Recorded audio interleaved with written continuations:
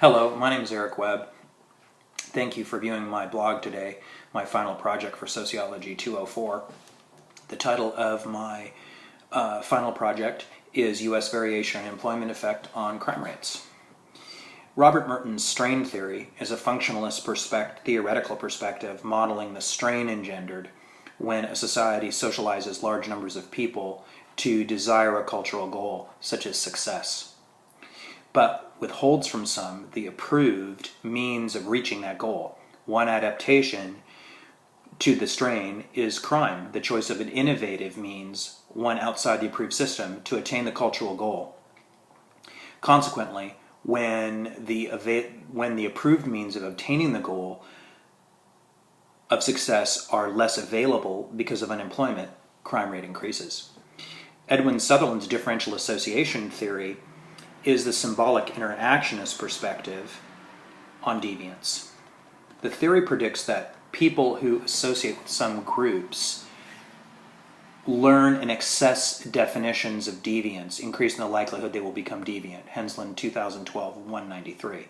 Considering the extreme forms of deviance, crime, certain social groups learn attitudes and behaviors concerning deviance and conformity which vary so far from mainstream norms that they engage in behaviors which violate the written codes of society, and hence they're classified as criminals. In this particular situation, evidence for this would be found in looking at gang members versus the general population in terms of criminal activity. It also could be applied to the discussion of unemployment. Perhaps the poor are exposed to different norms of crime. Conflict theory. Perspective views class, crime, and the criminal justice system to be deeply rooted, interconnected phenomena. And researchers with this view report that conflict theorists regard power and social inequality as the main characteristics of society. They stress the power elite uses the criminal justice system to protect its position of power and privilege. Conflict theorists point out that the law really is an instrument of oppression, a tool designed by the powerful to maintain their privileged position. Henslin, 2012, page 205. Applying this to crime rates and employment, conflict theories model society in a struggle over scarce resources, where economic and government institutions limit the number of people who enjoy surplus economic output.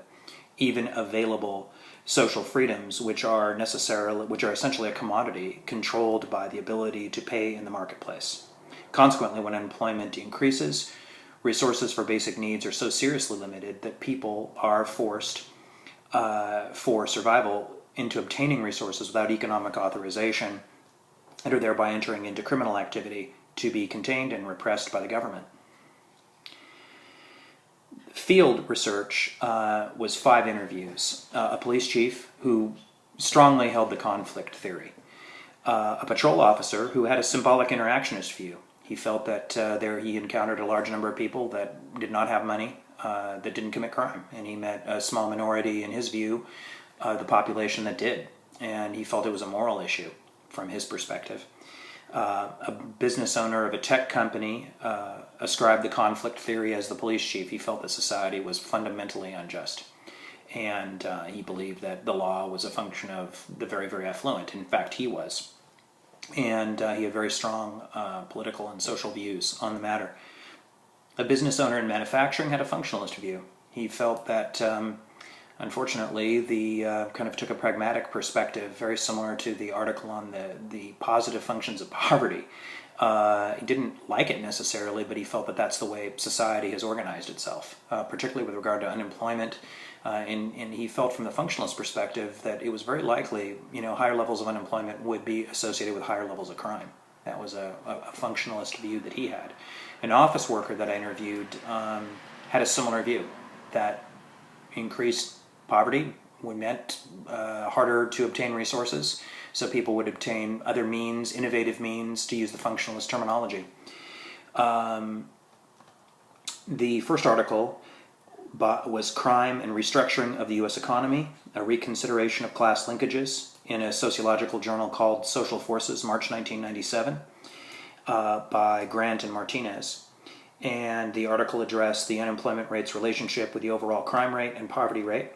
The results indicate that when poverty examined across time and space, unemployment has its expected positive impact on total crime rate and the poverty crime rate. The data they used was, the unit of analysis was called the state year, and the data set consisted of 768 such cases from 1970 to 1985.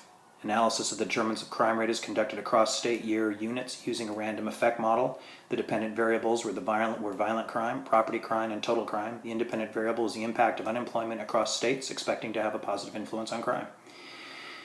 Their conclusion was researchers have speculated that the dislocations in the class structure produced by recent restructuring are responsible for a variety of social problems, including crime.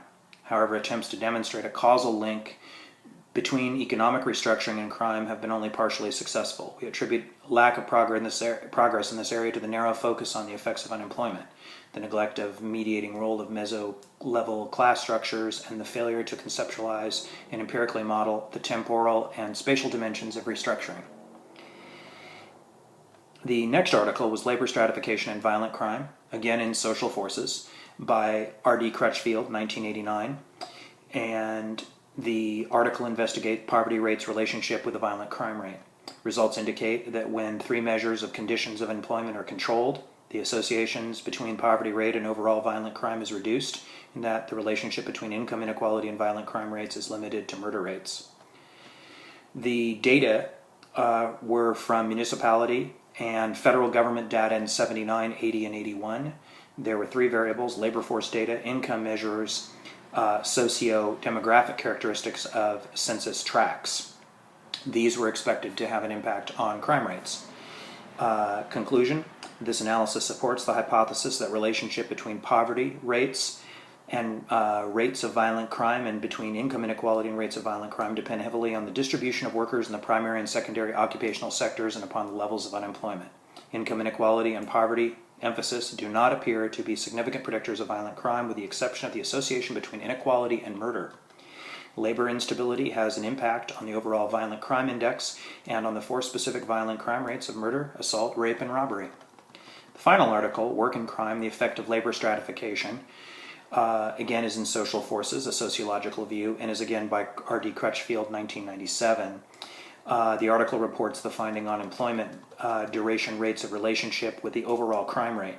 Results indicate that time out of the labor force is positively related to criminal involvement, and that when workers expect their current employment to be of longer duration, they are less likely to engage in crime.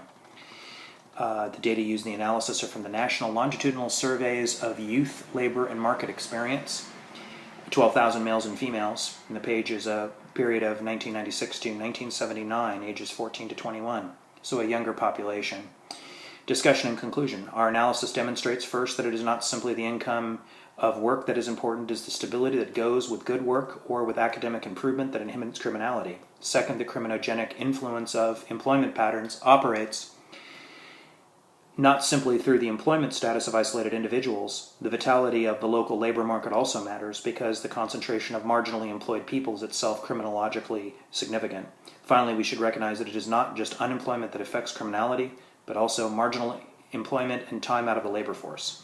As inner cities become places where most advantaged residents can only secure secondary sector jobs, and other residents are consigned to no job at all or to the illegal labor market, we should expect substantial increases in crime. Thanks for viewing my blog, and I enjoyed working with you this quarter.